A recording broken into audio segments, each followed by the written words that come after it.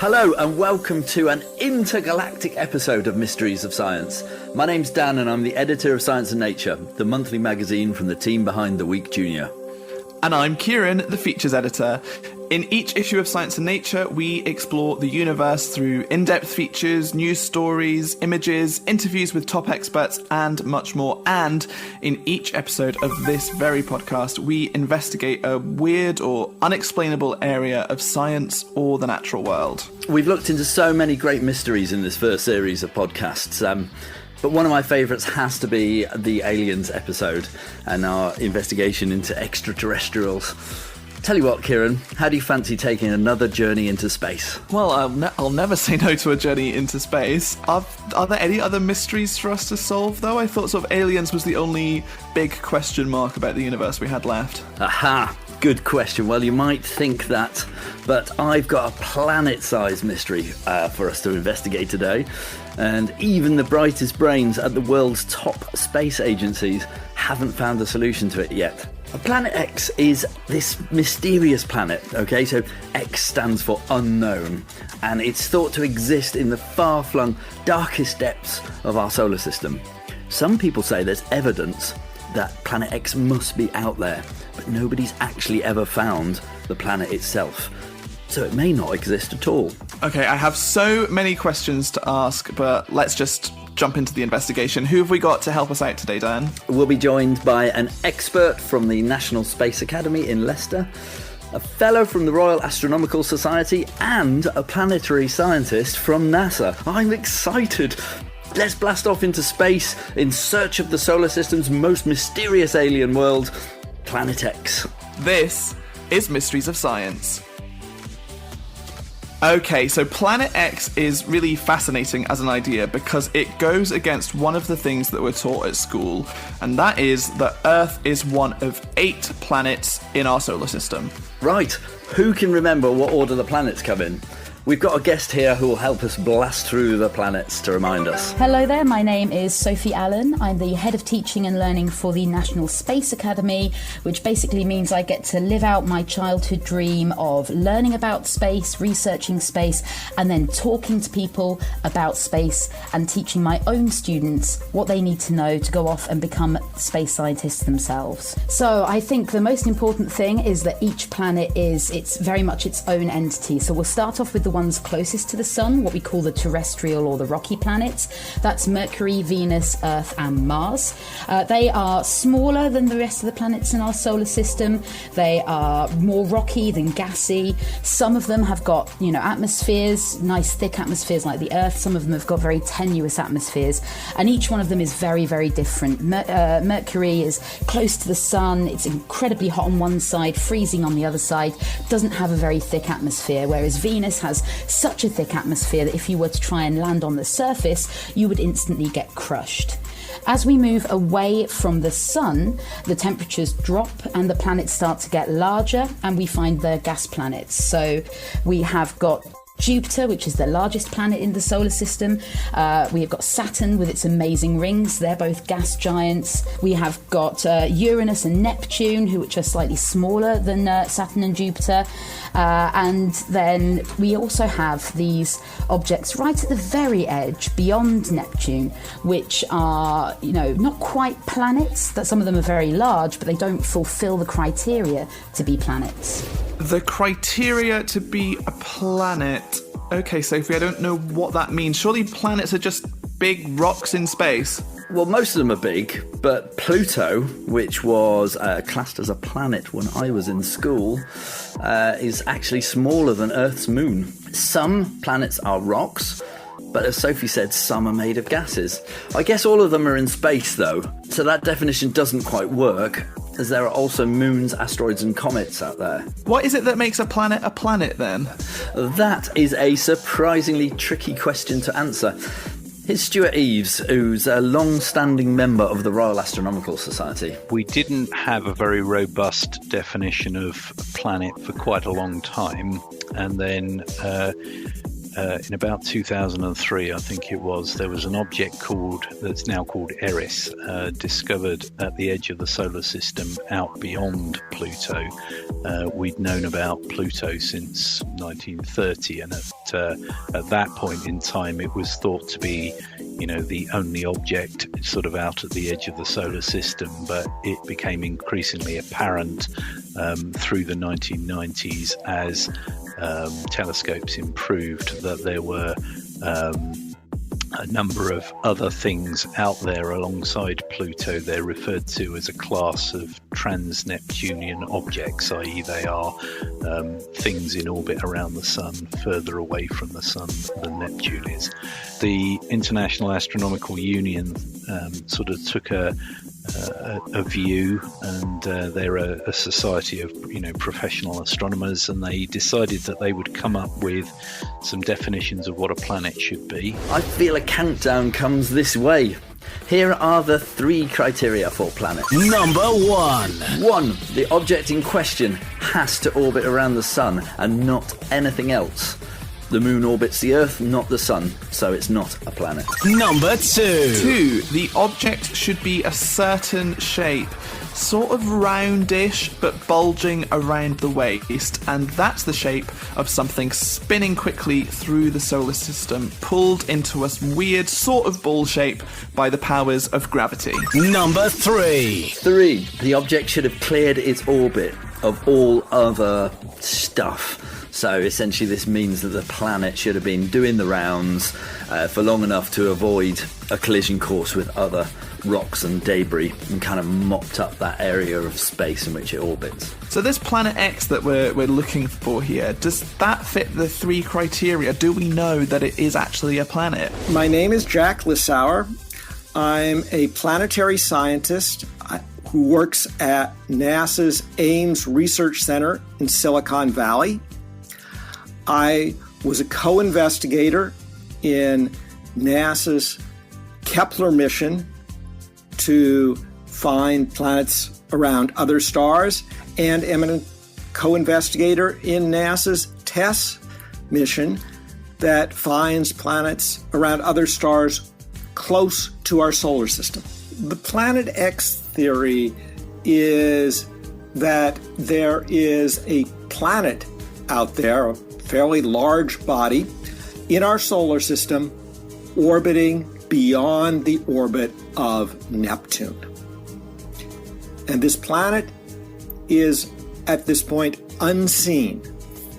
There are various models for Planet X, and these are based, in some cases, on orbits of comets, in other cases, on orbits of small bodies like asteroids, but icy, out beyond Neptune, and how their orbits are aligned with one another. Planetary science can sometimes get a little complicated, so let's take things a bit more slowly. Because it's difficult to see what's going on out in the solar system, out past the orbit of Neptune, scientists have to get a bit creative if they want to paint a picture of all of the various different bodies that are out there. One thing they can do is look at the planets we know about, like Neptune and other large flying space rocks, things like asteroids, and they can track how they move through space. Okay, so they're looking at these rocks that we know about, and they're doing that then to see how quickly everything's moving? Well, I think it's quite nice to look at kind of like the history of these ideas of Planet X's. So there have actually been quite a lot of Planet X's throughout the history of astronomy. In fact, Pluto itself was originally just theorized by looking at the orbits of the planets and by looking at slight changes in those. It was originally theorized that there had to be another, as it is today, dwarf planet called Pluto at that point. And that was eventually seen to be correct. correct. After that, in the 1930s, we were looking at other slight differences, and it was thought that maybe looking at the way that Neptune and Uranus were effectively wobbling in their orbits, that could suggest that there was another one of these planet X's. That was later ruled out due to the idea that we'd underestimated the mass of those planets. You know, as we go to planets, as we get more data about them, we can then start to pin down these models more. Now, at the moment, looking at the orbit of some of the objects that we do know exist beyond Neptune's orbit, we call these TNOs, or trans-Neptunian objects. Looking at the kind of things that we've discovered there, and that we are finding some sizable objects, there is the possibility, by looking at, you know, these gravity disturbances, that there could be this object. The problem is, it could be anywhere from 200 times further away from the sun than the Earth is, or even 1,500 times further away from the sun is. And it's probably orbiting, if it does exist, outside of the plane of our solar system. Okay, so I just want to check that I'm getting this right. So we've got planet X, which may or may not be a planet, may or may not exist, but we think that it might be beyond Neptune, and the reason we think that is because nearby objects in space, or relatively nearby objects in space, are sort of wobbling about and behaving in a way that we don't think they should be. Yeah, you're spot on, Ciaran. And the bit that Sophie said right at the end there about it existing outside the plane of our solar system, that's key. What this means is, if you think of the solar system as like a flat, like a paper plate, with the sun at the very middle of the plate and the planets all spaced out towards the edge of the plate. And that's sort of a rough idea of how the solar system looks in real life. But these trans-Neptunian objects, they don't orbit on the paper plate. Their orbits take them down below the plate and then up and over the top. So they're only actually touching the plates twice, if you can imagine that, once on the way up and once on the way down. So it's thought that if Planet X does exist, it could be like those trans-Neptunian objects, not like the rest of the planets. And as a result, that might make it very hard for us to find, because it goes so far away from the planets for most of its journey. It's kind of, at the moment, like looking for a needle in the haystack, but that's why it's so important to keep scanning as much of the sky as we can. This is so fascinating, because I had assumed that, you know, we knew pretty much everything about our solar system. You know, every issue of the magazine has some story or another about a new discovery from the very far reaches of the universe, you know, much further away than Neptune and its immediate surrounding area. So I had sort of just assumed that we had quite a good map of our solar system. You know, why can't we just see what's happening in our neighbourhood? So it's we need to perform a little bit of a scale activity to really understand this, I think. If you imagine that you are in a big city, yeah, a city with a really big landmark, let's say it's got, you know, a massive tower, let's say we're in New York and we've got the Empire State Building, yeah, that's our massive landmark that we've got. Now, as I'm looking across New York, I might be able to make out individual buildings, things that are close to me. I might be able to make out windows with people in those windows. And even if I'm quite a long way away, I'll be able to make out some of the huge buildings like the Empire State Building. The problem is, with space being so big, in the same way that New York is so big if you were stood there just observing it with your eyes, we can only really clearly make out the stuff that's close to us, or the stuff that is big but very far away, and the things that we know that we're looking for.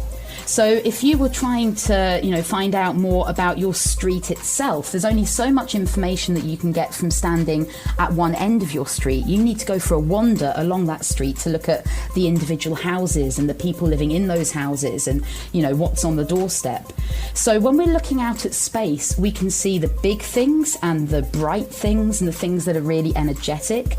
We can, due to the way that we put our telescopes in orbit around the Earth, we're quite limited in terms of exactly where we can look in the night sky, depending on the kind of telescope that is. So there's still a lot of areas in space that we need to look at in more detail. And the better our telescopes get, effectively the closer we can get in terms of observing to these other objects, like taking a walk down your street in New York. Okay, I like the New York comparison. I can picture that in my head. And if we keep this New York idea, then Planet X is the thing that is sort of meddling with the taxi that I can see over there in the distance. So I don't know why the taxi has just braked to a sudden halt, but it's probably because something was in its path. Well, yeah, maybe not slamming its brakes on, perhaps more like swerving around an object that you can't quite make out, but because you saw it swerve, you can kind of deduce that it's there. And this is what makes Planet X both exciting and infuriating. It's right on our doorstep in terms of our positioning in the universe, but it's still really hard to see it. Okay, I've got the solution, Dan. It's in space. We can't see it. Let's get some better telescopes. I've said this before and I'll say it again. Ciaran, you are a genius. Absolutely. Here's Stuart. There are various things that have changed about telescopes to make them better. One is the thing that they have much bigger apertures than they used to. So the diameter of the telescope and the light collecting area has gone up significantly. So we can see much smaller objects much further away. The detectors in telescopes are getting better. There are much bigger cameras in these telescopes, and these cameras are able to take pictures of large regions, relatively large regions of the sky with big telescopes that can gather a lot of light. So it's much easier to detect these small, distant, faint objects with current technology than it was, say, 20 or 30 years ago. So in other words, the extra bits of evidence that we need in order to prove or disprove Planet X and solve the mystery today, these are more likely to be found now than they were at any other time in history. That's exciting. It is exciting. I can't get my head around this. It's one of those things that just seems so ridiculous and fantastical. Like the idea of there being a hidden planet so relatively speaking close to us that's just been hiding in the darkness, unseen since presumably the dawn of humanity, and we've just gone all this time without realizing that there's a planet there. I mean, it sounds like the subject of a science fiction film, and do scientists really take that idea very seriously? I would say that any individual specific hypothesis about Planet X is somewhat unlikely to be correct. But is there some additional planet in our solar system? If you add up the small probabilities of these various hypotheses plus ideas that are yet to come, I would not be at all surprised if there is indeed a planet-sized object orbiting the sun beyond Neptune's orbit. Indeed, I would say it's more likely that there is such an object than that there isn't. So unlike when we looked into aliens a few episodes ago and the idea of them coming to Earth, which it felt most scientists dismissed entirely as something that had happened, it seems that the existence of a hidden planet within our solar system is quite believable. Yeah, but there's really only one way to find out, isn't there? You know what's coming, don't you? I do, and I'm excited for it. It's the mysteryometer. Let's wheel it out and see where it lands. Okay, just in case this is the first time you listen to this podcast, this is a scale from 0 to 100, with 0 being we know nothing about the solution to the mystery, and 100 being the mystery completely solved. Sophie, can you tell us, where are we at on this week's mysteryometer? Oh, you are right. That is a difficult question. So I would say with Planet X, it's pretty low. I'd say it's probably around the 30. I think that we're finding out more about these trans-Neptunian objects, these objects beyond the edge of our solar system all the time, as we send more and more telescopes into space. So in October 2021, this year, we're going to be launching the James Webb Space Telescope. That's going to be able to see a lot more, give us a much greater resolution effectively, so we'll be able to see smaller, more distant things.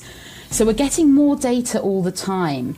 And in terms of how long it's going to take to be resolved, that depends on two things. It depends on the rate at which we continue to send telescopes out into space and the rate that we improve them, because it's all about getting more data, and the more that we can see and the longer we're looking for, the more we're going to find. The hunt for Planet X is turning out to be a bit of a waiting game by all appearances. So once we have better technology, I think it will be more easy to determine whether this mystery planet actually exists and how big it is and where it sort of disappears off to. In fact, later this year, there will be a brand new sparkling telescope, all bells and whistles, being launched, which will take over from the now quite old Hubble Space Telescope, which has had a very long and distinguished career. Okay, so when the new telescope goes up, Dan, what do you think? Is it going to find Planet X? Oh, I really hope so. Sophie gave it like a pretty low score there on our mysteriometer, sort of 30 out of 100.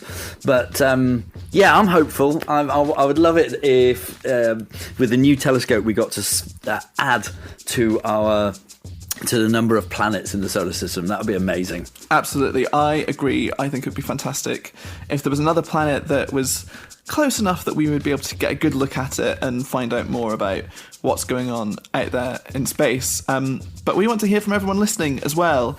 So you can email hello@science-nature.co.uk to tell us what you think of the Planet X mystery. Do you think there is an alien world on our doorstep? Is there a planet that you'd really like to go and visit? Are there other space mysteries that we've not got to yet that you would like us to investigate? You can email either with a written email, or even better, if you send in your thoughts on a short video or audio clip that we can then play out on a future episode of Mysteries of Science. And remember to pick up the latest copy of the week Junior Science and Nature for even more Mysteries of Science. We'll be back in 2 weeks with our next mystery. It's the final episode of this series of Mysteries of Science, and it's all about treasure hunts. We'll be on the trail of the 21st century's biggest treasure trove, with plenty of twists and turns along the way. Until then, stay curious. If you want to get your hands on a copy of the Week Junior magazine, we're offering a 6-week free trial. To get yours, head over to dennismags.co.uk /The Week Junior and use the code PODCAST.